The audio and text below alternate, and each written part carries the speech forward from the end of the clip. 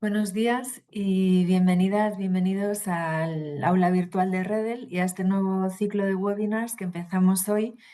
El mes pasado estuvimos hablando sobre la Silver Economy y la soledad no deseada, y este mes vamos a abordar varios retos a los que nos enfrentamos en el desarrollo local.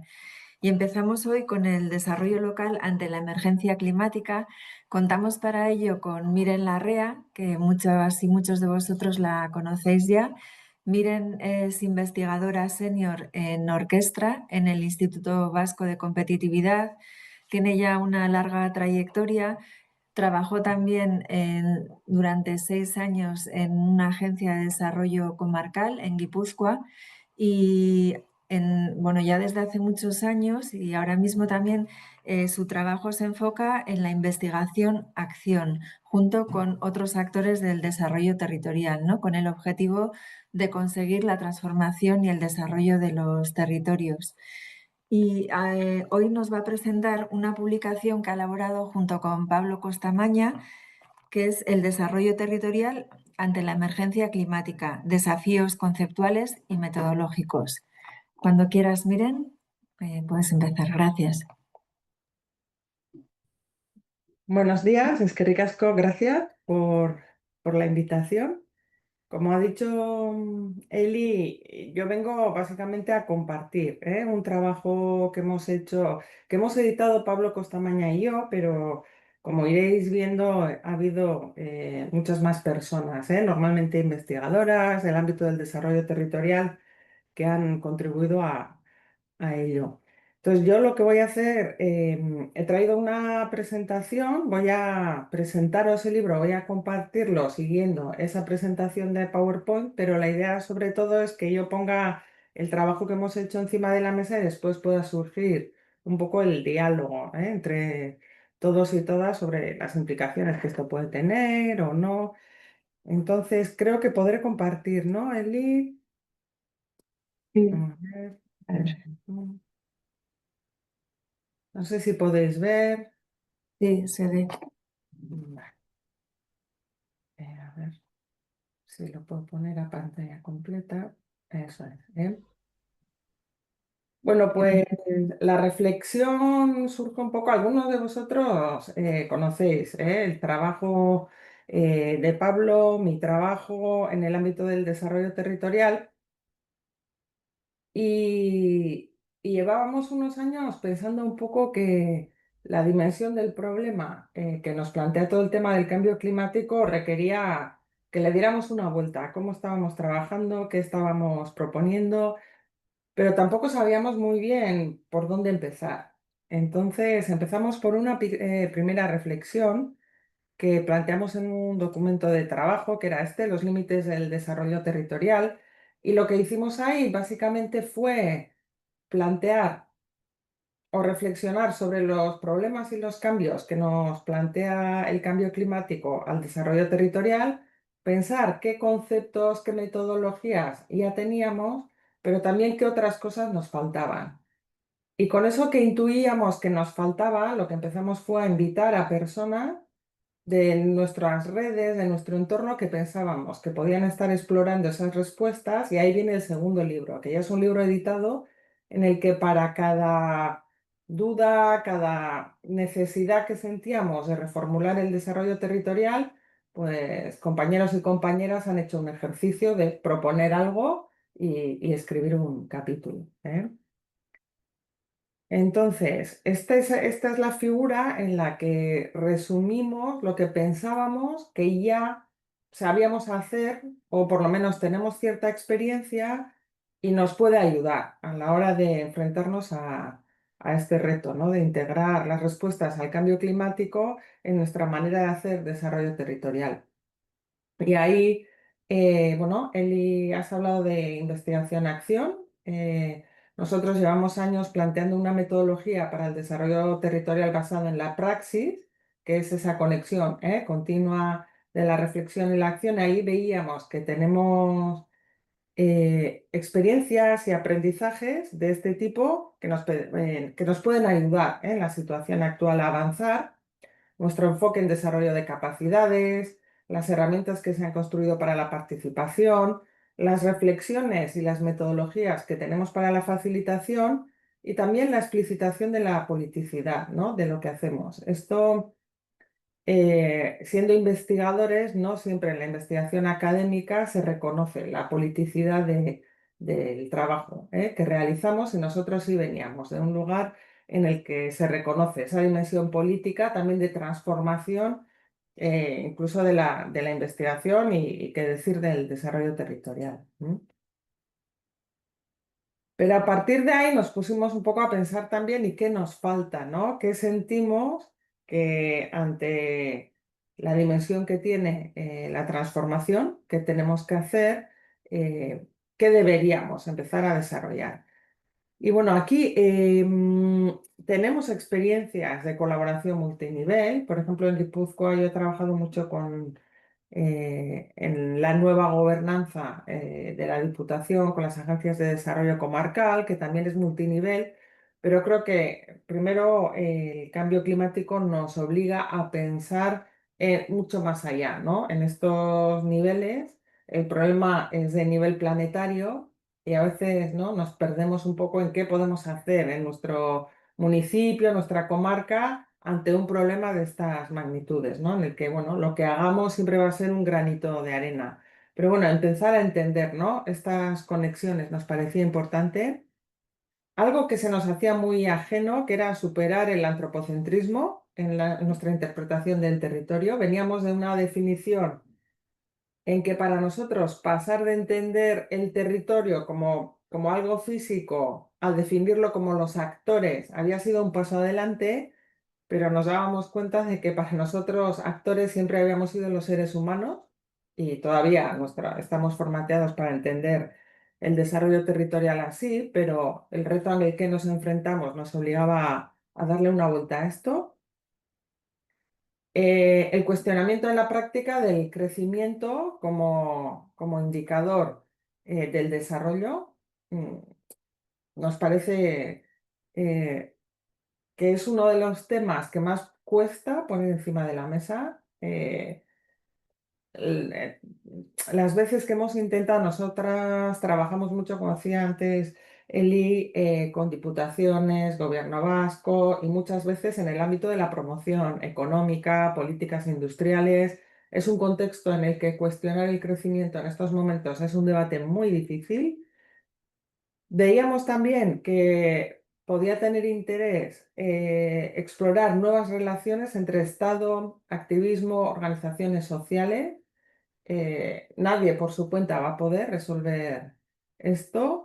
Vemos que hay muchos procesos en los que si no hay movilización social no se va a avanzar, pero entendemos también que necesitamos respuestas desde la política y nos parecía interesante que desde el desarrollo territorial nos concibamos como un espacio para explorar estas nuevas relaciones entre Estado y activismo.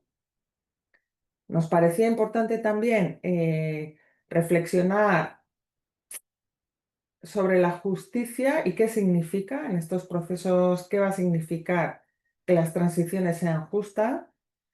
Nos parecía que había elementos que no habíamos integrado hasta ahora, que venían del feminismo y nos podían ayudar a encontrar algunas respuestas a las preguntas que teníamos. Y luego un tema que hemos ido trabajando durante estos años, que era la integración de las emociones y el cuidado en el desarrollo territorial.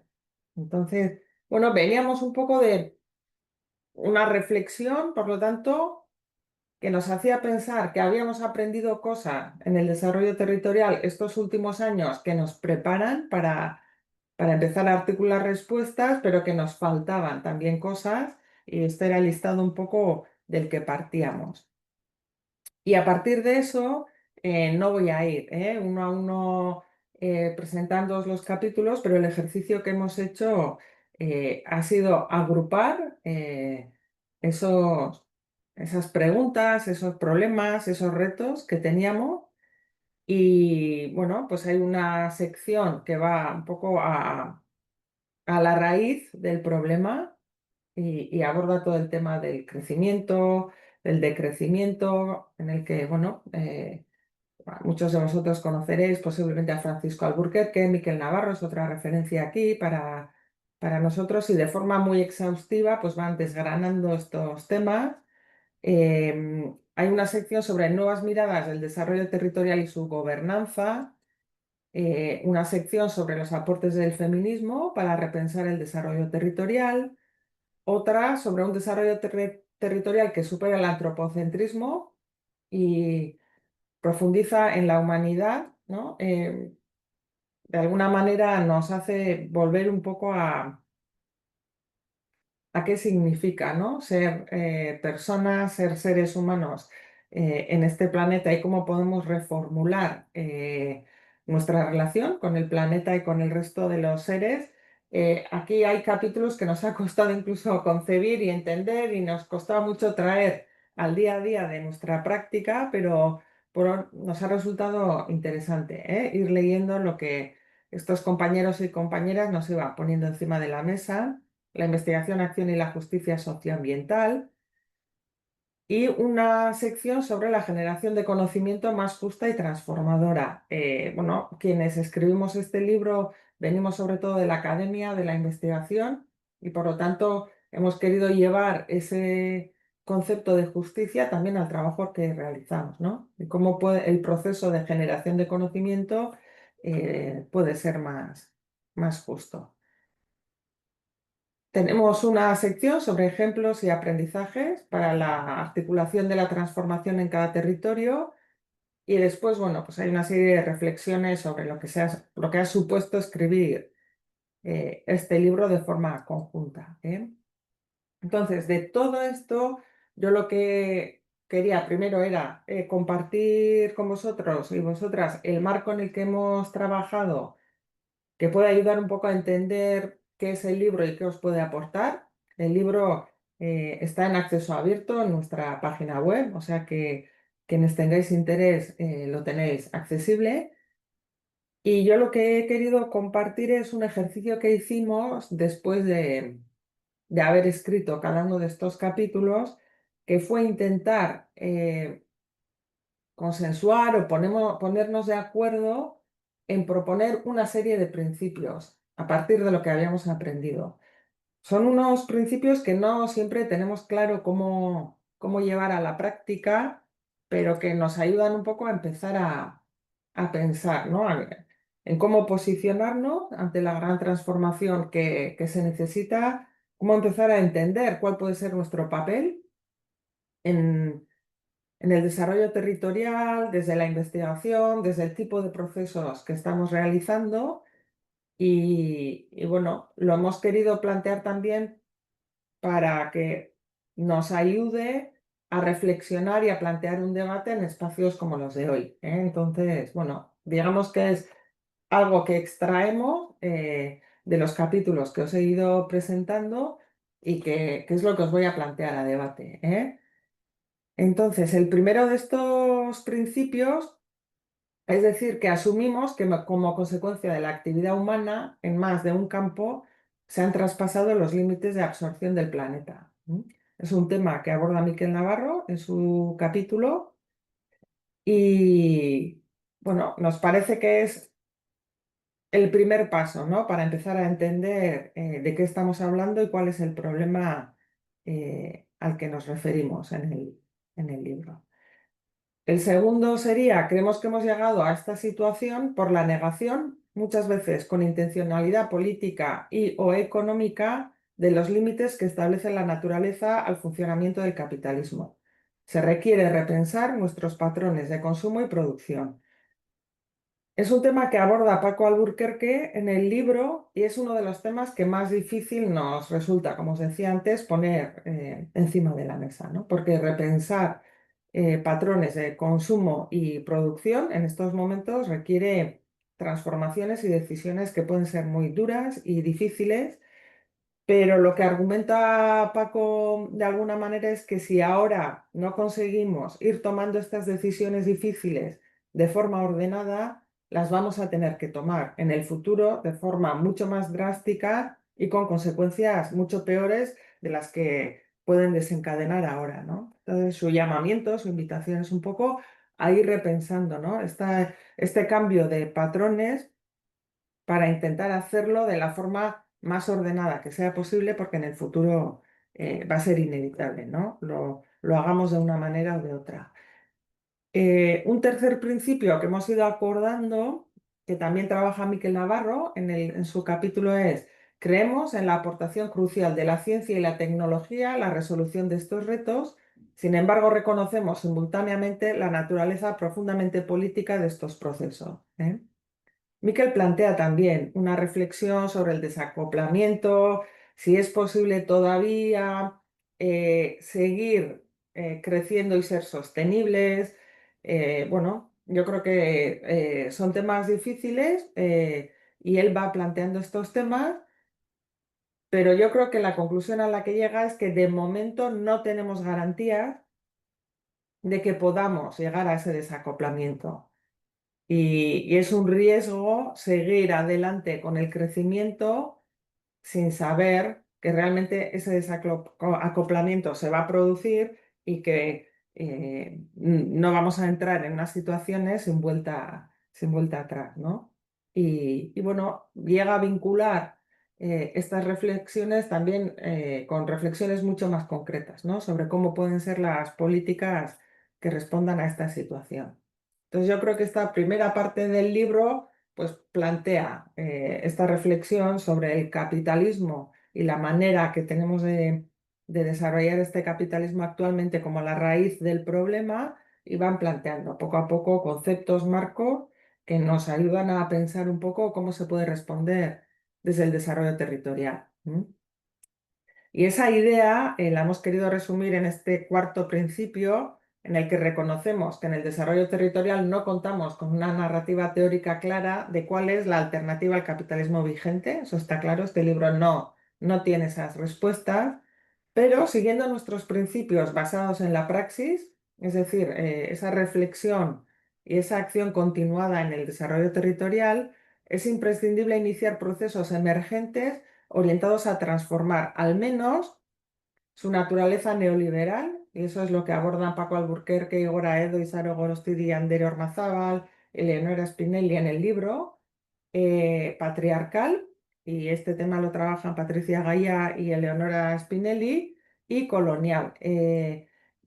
El equipo, veréis, las personas que han contribuido con capítulos vienen sobre todo de Europa y de América Latina. Y también en la elaboración del libro, pues ha habido, ¿no?, reflexiones muy importantes, y yo creo que son los autores del sur los que con más fuerza enfatizan a lo largo del libro la necesidad también, ¿no?, de entender que no podemos entrar en una nueva ola de colonización a raíz de estos cambios, ¿no? Y bueno, pues ahí hay aportaciones de Patricia Gaya, Andrew Cummings, Romina Révola, Danilo Streck, Carolina Senato da Rosa, Malida Muken, que normalmente son una especie de contrapunto también, ¿eh? Creo que las aportaciones desde Europa tienen una visión mucho más mm, técnica del desarrollo territorial, los procesos, las experiencias, las prácticas. Y los autores que han contribuido al libro desde países del sur nos ponen encima de la mesa la necesidad de replantearnos conceptos como la justicia, ¿eh? Y creo que ese diálogo en el libro ha sido también interesante. Em, Otro tema que el libro pone encima de la mesa es que el desarrollo territorial debe buscar formas de combatir la idea de que el PIB es un buen indicador. Esto lo pone encima de la mesa Miquel, está vinculado a todo lo que veníamos diciendo del crecimiento, y esto en contraposición con las aportaciones que se toman del feminismo nos lleva a decir que la solución pasa por poner la vida en el centro de nuestra actividad política, social y económica, y que hay aprendizajes que el desarrollo territorial puede tomar del feminismo. Este es el diálogo que se establece entre estos dos capítulos, la necesidad que Miquel plantea de buscar alternativas al PIB y el planteamiento de, bueno, poner la vida en el centro del desarrollo territorial, y qué podría significar eso, porque decirlo es fácil, nos hemos puesto de acuerdo, pero cómo se pone la vida en el centro del desarrollo territorial es un reto que tenemos por delante, ¿eh?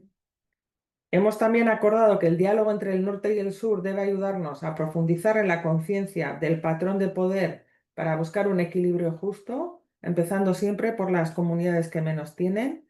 Hay también un capítulo sobre el tema de la justicia en estas transiciones. Y hay otro que específicamente aborda cómo generar conocimiento de forma justa, ¿eh? Y aquí decimos que queremos avanzar hacia la justicia epistémica, tomando conciencia del eurocentrismo y superando la separación de saberes entre aquellos considerados antiguos o tradicionales y los considerados como científicos, modernos o avanzados.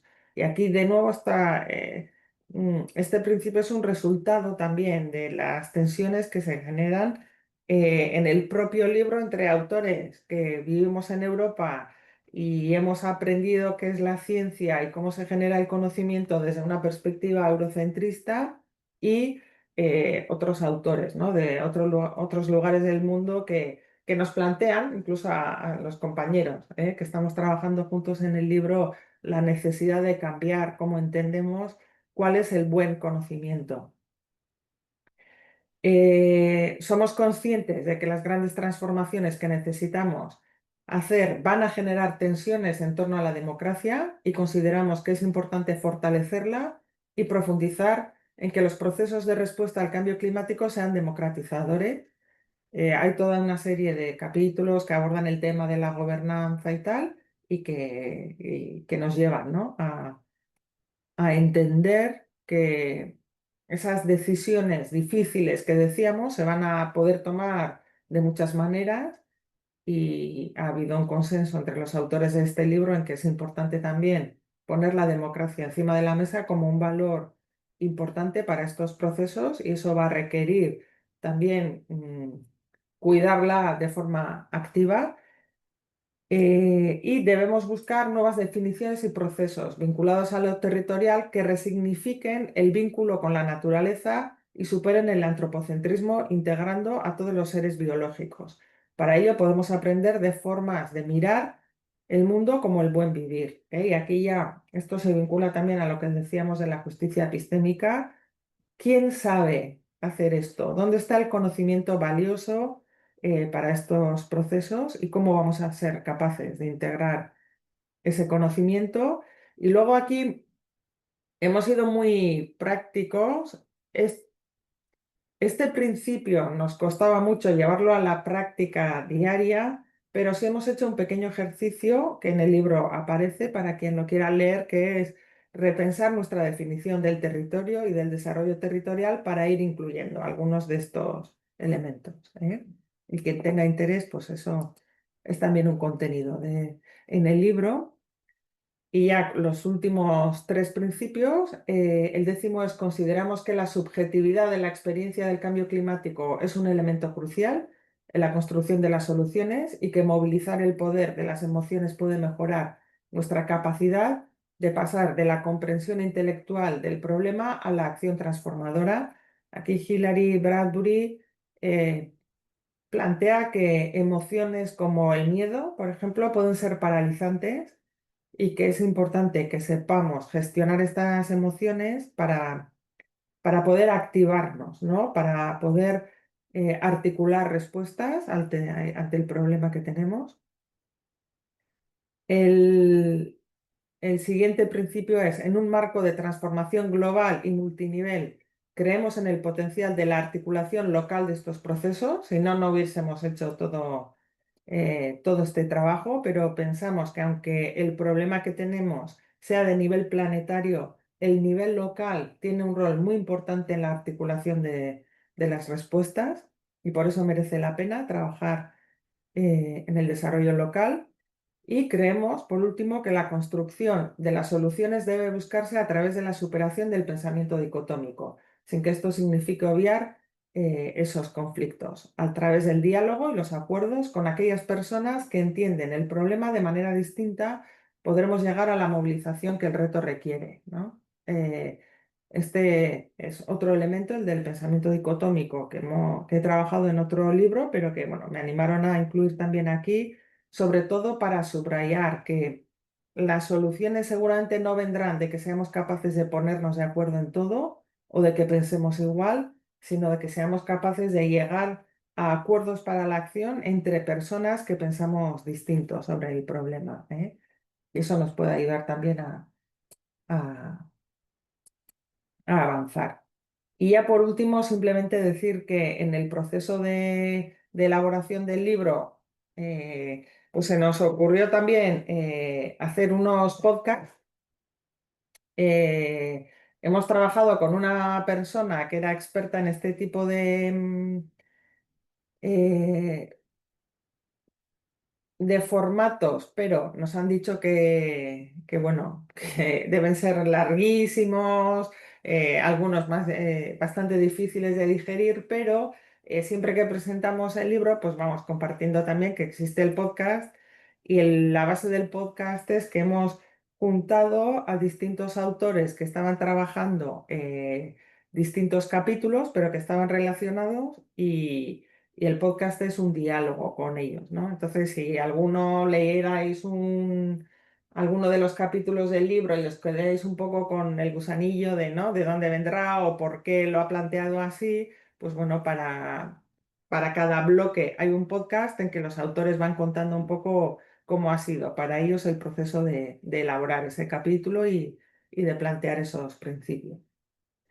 O sea que esto es lo que quería compartir, ¿no? Básicamente invitaros a mirar el libro por si hay algo que os pueda interesar y que sepáis que existe también el podcast si queréis complementar esa lectura.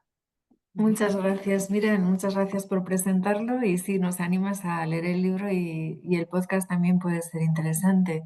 No, entiendo que más que preguntas puede ser, no sé si queréis hacer comentarios o comentar algo sobre lo que os preocupa, lo que estáis trabajando, que ahora tenemos todavía un rato, o sea que si queréis podéis activar el micro y comentar. No sé si alguien se anima. Fernando, Buenos días, buenos días. ¿se me oye?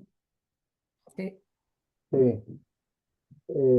Bueno, sí, me suscita alguna reflexión el marco que propones. Mira, bueno, en primer lugar, agradecerte muchísimo que una vez más, pues puedas, o sea, quieras compartir con nosotros, pues estas reflexiones. Para nosotros sabes que todo el trabajo que habéis venido desarrollando a través de Orquestra es una base fundamental sobre la que nos hemos alimentado, nos hemos sustentado y además algunos de los autores que has mencionado también, bueno, y que son colaboradores vuestros, como Pablo, como Albuquerque, etcétera, pues también lo son y lo siguen siendo, ¿no? Yo me gustaría introducir una reflexión al respecto de uno de los análisis, bueno, una de las enseñanzas que planteas. Quizás pueda ser un tema polémico si no es bien entendido, pero bueno, yo lo planteo desde una perspectiva, lo voy a intentar plantear desde una perspectiva bastante, digamos, académica, pero que entiendo que pueda tener su visión ideológica, digamos, ¿no? Yo creo que en muchos aspectos, efectivamente, y estamos de acuerdo, se está incidiendo últimamente los límites del crecimiento. El crecimiento no es y que además eso se deriva de un modelo capitalista tradicional muy extractivo, muy... Bueno, y es verdad, yo comparto plenamente esa visión. Y entonces, pero que uno de los problemas se dice efectivamente que es la inexistencia o al menos la falta de definición de una alternativa, digamos, a lo que puede ser ese modelo capitalista al menos tradicional, ¿no? Se hace mucha incidencia en los límites del capitalismo, etcétera. Claro, el capitalismo tiene muchos elementos, ¿no? Evidentemente, y yo diría primero, el capitalismo tiene elementos pues que necesariamente no tienen por qué ser malos, incluso pueden ser positivos, y la protección y el apoyo a la iniciativa individual, que al fin y al cabo hace avanzar a las sociedades, pues es uno de ellos, entiendo. Bueno, en definitiva, se hace mucha incidencia en los límites que tiene el capitalismo y está bien porque los tiene y es evidente que los tiene, ¿no? Pero, claro, si hablamos de eso desde la perspectiva, a mí me parece que eso es desde una perspectiva del mundo occidental, y estamos nosotros, una perspectiva como muy europea, ¿no? O muy occidental. Si hablamos de una perspectiva más global, yo creo que habría que introducir en la ocasión, o sea, en la ecuación, también los límites, o al menos de lo que han sido las experiencias del comunismo, ¿no? Es decir, no se menciona nunca, pero es evidente, bueno, no es evidente, es mi opinión, evidentemente, que bueno, el comunismo como de planificación central, como forma de organizar económicamente una sociedad, ha fracasado. ¿Eh? Bueno, o al menos ha fracasado en el sentido de que no ha tenido continuidad. Hablo de un punto de vista académico, no es que me parezca mejor o me parezca peor. Hago una constatación, la caída del bloque socialista en 1991, la situación actual de la mayoría de los países que todavía tienen economías de planificación central, la evolución hacia otros modelos de países que nominalmente todavía se llaman comunistas, pero que están evolucionando a otras formas. Unos llaman capitalismo de Estado, otros le llaman sociocapitalismo, en fin. Todos sabemos a qué me estoy refiriendo, ¿no? Pero el comunismo, desde una perspectiva tradicional, el comunismo de corte soviético, digamos, de planificación central, pues también ha mostrado claramente sus insuficiencias y la capacidad para responder. Yo creo que esto no lo decimos y creo que puede ser entendible desde una perspectiva occidental, pero desde una perspectiva global creo que habría que ponerlo encima de la mesa, porque a la hora de... ¿Qué pasa? En ciertos sectores de la población genera cierto temor cuando decimos los límites del capitalismo y no decimos a dónde queremos ir, y parece que como algunos, no, vamos al comunismo, no, igual estamos tratando de buscar otra cosa, ¿no? Yo creo que estamos tratando de buscar otra cosa que recoja lo bueno, ¿no? de unos y otras experiencias, pero no lo explicitamos, a veces pues no sé muy bien por qué. Yo creo que al menos en el ámbito académico, ya que en el ámbito político esto puede ser más polémico, en el ámbito académico yo creo que sí nos deberíamos de atrever al menos a ponerlo encima de la mesa como cuestión de debate, ¿no? Por lo demás, me parece como una aproximación muy acertada, muy buena, con una visión holística clara que nos ayuda muchísimo y que nos puede ayudar, desde luego, es una herramienta para nosotros para dar un paso más en lo que es el desarrollo local del siglo XXI, y estoy seguro que tendremos oportunidad en los próximos tiempos, asambleas de Redel, de Garapen, etcétera, de retomar estas cuestiones y de profundizar en ellas. Así que Mila esker, miren, de nada. Sí, yo ahí, Fernando, estoy de acuerdo contigo, ¿eh? O sea, no quiero tampoco, por eso yo os voy a invitar continuamente a que leáis los capítulos, porque este tema que lo plantean Paco y Miquel, y tampoco quiero hablar por Paco y Miquel, pero sí es cierto que en sus capítulos en ningún momento se habla de que la alternativa, o sea, ellos hablan de la no sostenibilidad del capitalismo actual. Pero la alternativa, yo creo que ellos lo piensan y por eso estamos hablando desde la praxis, desde un punto de vista muy pragmático. En ningún momento plantean otra alternativa y de hecho hemos recogido en los principios, no tenemos un marco alternativo al capitalismo, sino que lo que se plantea es un poco cómo, no sé, regular. Seguramente es inevitable ahí entrar en el debate del rol del mercado, el rol del Estado y cómo va a tener que jugar cada uno, ¿no? Pero...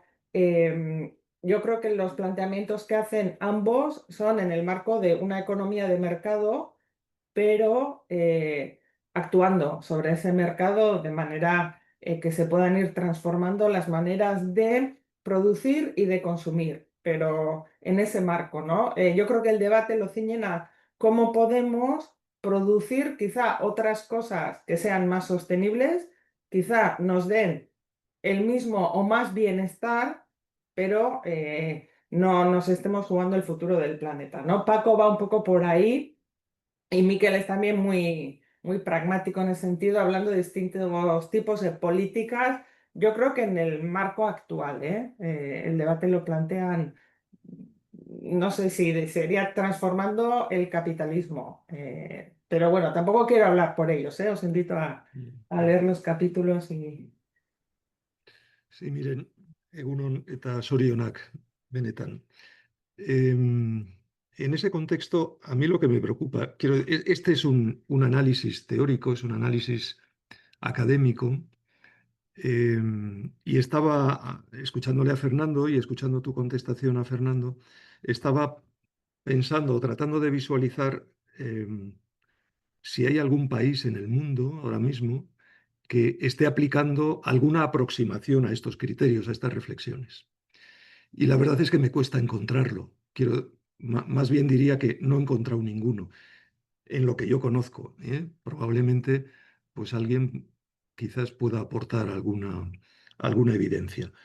Pero no solo eso, sino que si trasladamos la mirada hacia nuestro oeste, léase por ejemplo Estados Unidos o léase Argentina, encontramos de forma preocupante una antítesis de lo que aquí se plantea.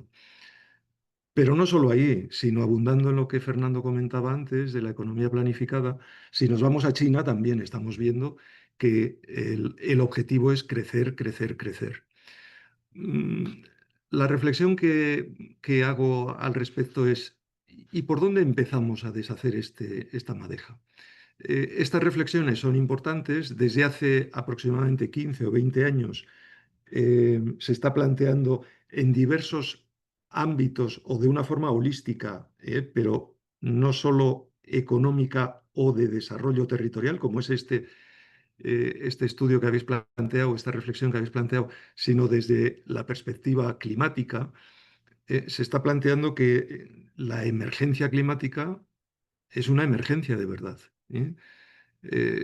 Se trasladan imágenes de lo que puede ser el crecimiento de las costas, el crecimiento del mar, digo, porque los polos se vayan deshaciendo, etcétera. No nos asusta nada. Por tanto, la pregunta es, ¿y por dónde podemos empezar? ¿Y quién va a ser el primero que se atreva a poner en marcha un modelo o bien de decrecimiento o bien de alternativa al modelo económico que en el ámbito territorial tenemos? Y hago ahora un paréntesis. En todas las políticas, incluso las más próximas, el modelo es crecer. La propuesta es crecer. Y cierro el paréntesis. Sí, en ese sentido, es verdad que en los capítulos, Miquel, creo que es Miquel el que lo aborda de esta manera, él dice, lo que planteo no es de entrada un modelo de decrecimiento. Lo que planteo es, pongámonos a pensar qué es lo que tenemos que hacer para solucionar el problema y si eso nos lleva a una conclusión de que hay que decrecer, pues ya lo plantearemos, ¿no? El decrecimiento no es el punto de partida, sino él intuye que probablemente en el camino nos daremos cuenta de que para solucionar el problema hay que decrecer. Pero para evitar un poco el desosiego que genera el decrecimiento por el decrecimiento, pues él lo plantea así, ¿eh? En cuanto a los ejemplos, tienes razón, pero bueno, a mí me llamó la atención, por ejemplo, la semana pasada estuve en una presentación en Aránzazu de un proyecto en Debagoiena y ellos han hecho un plan de transición energética. Y bueno, había una parte de sustitución de fuentes, ¿no? de energía hacia sostenibles y había parte de decrecimiento. No dijeron cómo lo iban a hacer, pero había una serie de ayuntamientos allí que están trabajando una propuesta y lo que hablaban es de sustituir tanta energía por tal, tanta energía por cual, y había un porcentaje en sus cálculos que era de decrecimiento, de consumir menos, ¿no? Entonces, con este libro lo que queremos es sobre todo invitar a la reflexión. Tenemos claro que no tenemos las respuestas. Lo que hemos hecho es decir, el problema es tan grande que hay que, por lo menos desde la investigación y desde la academia, lo que podemos hacer es invitar a la reflexión y el libro es una invitación a la reflexión con la esperanza de que podamos construir las respuestas juntos, pero no tenemos las respuestas de entrada, ¿eh? Y yo creo que en estos temas, tanto Paco como Miquel lo que hacen es un esfuerzo por que le perdamos el miedo a hablar también de decrecimiento, no de entrada, pero sí de, si vamos a hablar de cómo solucionamos el problema, de que esto que estamos haciendo no es sostenible. Y yo creo que Juan Ángel, ahí vamos a tener que llegar. ¿Y cómo, no? ¿Cuáles son los cambios concretos? Y cuando empecemos a hablar de cambios concretos, pues habrá que valorar y algunos conllevarán posiblemente decrecimiento porque conlleve dejar de hacer cosas que estábamos haciendo, ¿no? Pero bueno, Claro, porque te invito a pensar en otras, sí. claro, la clave en estas cosas suele ser siempre el modelo, es Ujú, decir, la conceptualización es clara. Yo creo que éticamente, cualquiera que lea esto, vuestro documento, simplemente con la presentación que has hecho, yo creo que es suficientemente significativo. Y quienes de vez en cuando leemos a Miquel Navarro, pues llegas también a conclusiones parecidas. Pero más allá de la reflexión, que es perfecta y absolutamente necesaria, ¿eh? O sea, incuestionablemente necesaria, ujú, yo creo que lo que nos falta es un modelo de aplicación. ujú, ¿Recuerdas, Miren, como cuando empezábamos con el modelo de desarrollo territorial ujú, en sí, Guipúzcoa? mm, Donde aterrizamos fue precisamente en el modelo y fue mm, labor tuya, ¿eh? El desarrollar un modelo, mm, esto es lo que nos hace avanzar, porque ahora mismo, más allá de la reflexión, que es mm, necesaria, insisto, mm, para poder abordar de forma solemne esto, mm, para ser capaz de sentar alrededor de una mesa a unas cuantas personas que digan, mm, bueno, empecemos a poner esto en marcha, y además, más allá del voluntarismo, en mm, materia energética, sí, efectivamente, en algunos ámbitos se proponen modelos de decrecimiento. A mí, y yo vengo desde hace años haciendo seguimiento ujú, en materia energética de estas realidades, la realidad me está diciendo todo lo contrario. Es mm, decir, a mm, mayor energía renovable, mayor consumo todavía mm, por parte del ser humano. Por tanto, eh, nos hacen falta modelos. Y mm, quizás el paso siguiente, y aquí permíteme, Miren, un mm, brindis a que ya que habéis dado este paso y que es em, agradablemente osado, es decir, pues, mm, hay que tener osadía y mm, atrevimiento, más que osadía, ¿no? Atrevimiento para dar estos pasos, para empezar a remar mm, contracorriente.